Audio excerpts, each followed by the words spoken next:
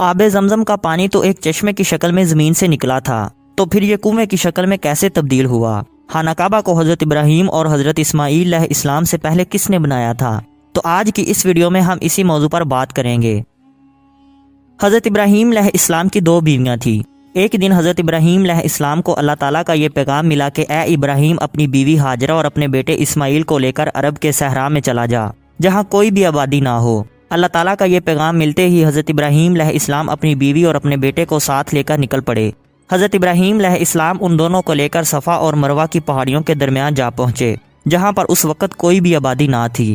حضرت ابراہیم علیہ السلام نے ان کو کچھ کھجوریں اور پانی کا ایک مشکیزہ دیا اور واپس لوٹنے لگے۔ حضرت ہاجرہ رضی اللہ تعالیٰ عنہا نے آپ کا دامن پکڑ لیا اور کہنے لگی کہ ہمیں اس طرح تنہا کیوں چھوڑ کر جا رہے ہو؟ یہاں پر نہ کوئی پانی ہے، نہ ہی خوراک اور نہ ہی رہنے کی جگہ، ہم یہاں پر کیسے رہیں گے؟ حضرت ابراہیم علیہ السلام خاموش ہو گئے۔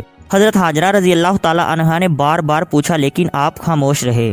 اس کے بعد حضرت ہاجرہ رضی اللہ تعالیٰ عنہا نے خود پوچھا کہ کیا یہ اللہ کا حکم ہے؟ تو آپ نے ہاں میں سر ہلایا۔ اس پر حضرت ہاجرہ رضی اللہ تعالیٰ عنہا نے کہا کہ اگر اللہ کا یہی پیغام ہے تو وہ ضرور ہماری حفاظت کرے گا۔ اس کے بعد حضرت ابراہیم علیہ السلام وہاں سے واپس ملک شام لوٹ آئے اور اللہ تعالیٰ سے دعا کرنے لگ گئے، اے میرے اللہ، تیرے گھر کے پاس جہاں نہ کچھ کھانے کے لیے ہے اور نہ ہی پینے کے لیے، میں اپنے پیارے بیٹے اسماعیل اور اپنی پیاری بیوی ہاجرہ کو چھوڑ آیا ہوں تاکہ تیرا گھر روشن ہو جائے اور وہاں پر تیری عبادت سر عام ہو جائے۔ اے میرے اللہ، لوگوں کے دلوں کو ان کی طرف موڑ دے اور ان کے کھانے اور پینے کا انتظام کر دے تاکہ وہ تیرا شکر ادا کرتے رہیں۔ حضرت ہاجرہ رضی اللہ تعالی عنہا پانی کے اس مشکیزے اور ان کھجوروں کے ساتھ گزارا کرتی رہیں۔ جب وہ بھی ختم ہو گئے تو خوراک اور پانی کی کمی کی وجہ سے حضرت اسماعیل علیہ السلام رونے لگ گئے۔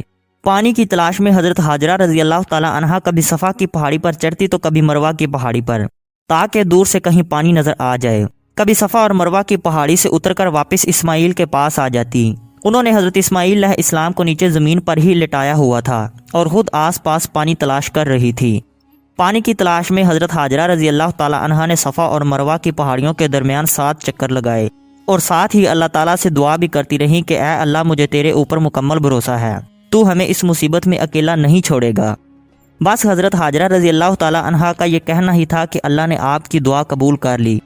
جہاں پر حضرت اسماعیل علیہ السلام زمین پر لیٹے رو رہے تھے اور اپنی ایڑیاں رگڑ رہے تھے، تو وہاں پر حضرت جبریل علیہ السلام آئے اور وہاں سے پانی کا ایک چشمہ جاری کر دیا۔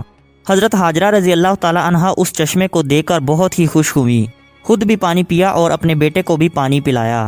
اس کے بعد حضرت ہاجرہ رضی اللہ تعالی عنہا نے اس چشمے کے ارد گرد مٹی اور پتھروں سے ایک بند لگا دیا تاکہ پانی باہر نہ جائے۔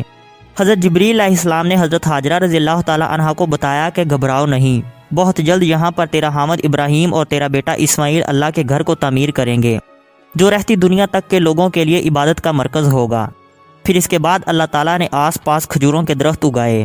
حضرت ہاجرہ رضی اللہ تعالی عنہا ان کھجوروں سے پھل کھاتی اور چشمے کا پانی پی کر اللہ کا شکر ادا کرتی۔ پانی اور خوراک دے کر مختلف پرندے بھی وہاں آنا شروع ہو گئے۔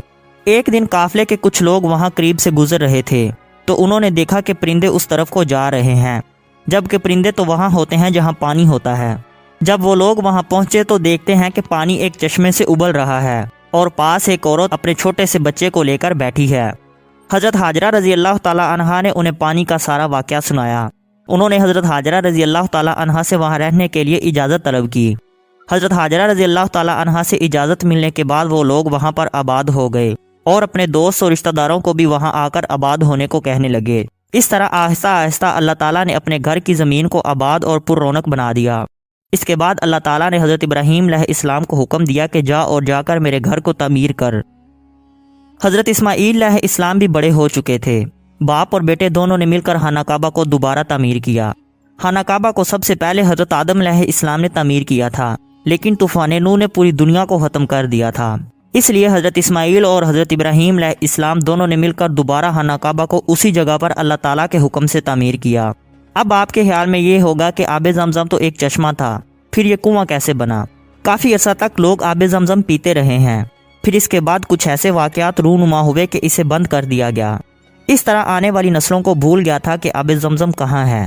اس کے کئی سالوں بعد آپ صلی اللہ علیہ وآلہ وسلم کے دادا حضرت عبد المطلب رضی اللہ تعالی عنہ نے اللہ تعالیٰ کے حکم سے کھدائی کا کام شروع کیا، کیونکہ خانہ کعبہ کے پاس پانی کی کمی کا مسئلہ بہت زیادہ تھا۔ انہوں نے اللہ تعالیٰ کے حکم سے آب زمزم کی تلاش کے لیے کھدائی شروع کر دی۔ آخرکار انہیں آب زمزم کا چشمہ مل ہی گیا۔ اس طرح خانہ کعبہ کے پاس پانی کا مسئلہ بھی حل ہو گیا۔ پہلے وقتوں میں لوگ بالٹیوں سے رسیوں کے ذریعے پانی نکالتے تھے، لیکن آج جدید دور کی وجہ سے پانی مشینوں کے ذریعے پائپوں سے نکالا جاتا ہے۔ بڑے بڑے ٹینکوں کے ذریعے اس پانی کو مسجد نبوی میں بھی پہنچایا جاتا ہے۔ آب زمزم کا کنواں خانہ کعبہ سے صرف 21 میٹر کے فاصلے پر ہے۔ صفا مروہ کی پہاڑیوں کو کاٹ کر چھوٹا کر دیا گیا ہے اور ان کے گرد شیشے کی دیوار ہے تاکہ کوئی ان پر چڑھ نہ سکے، کیونکہ پرانے وقتوں میں لوگ ان پر چڑھ جاتے تھے، جیسا کہ آپ ان تصویروں میں بھی دیکھ سکتے ہیں۔ صفا مروہ کی پہاڑیوں کا درمیانی فاصلہ تقریباً 450 میٹر ہے۔ یہ دونوں پہاڑیاں خانہ کعبہ کے بالکل قریب ہی ہیں، جیسا کہ آپ اس نقشے میں بھی دیکھ سکتے ہیں۔ صفا مروہ کی پہاڑیوں کو ان دو گنبدوں کے ذریعے دکھایا جاتا ہے۔ پرانی تصویروں میں آپ دیکھ سکتے ہیں کہ آب زمزم کا کنواں خانہ کعبہ کے بالکل قریب ہی ہے اور اس کے اوپر ایک چھوٹا سا کمرہ ہے، جسے وقت کے ساتھ ساتھ خانہ کعبہ کی توسیع کے لیے ختم کر دیا گیا تھا، لیکن پھر مزید توسیع کے لیے ان سیڑھیوں کو بھی ختم کر دیا گیا تھا اور آب زمزم کے کنویں کے اوپر ایک ٹائل لگا دی گئی تھی جس پر بیئر زمزم لکھا گیا تھا، تاکہ سب کو پتہ چل جائے کہ کنواں یہاں ہے۔ اس کے بعد اسے بھی ختم کر دیا گیا۔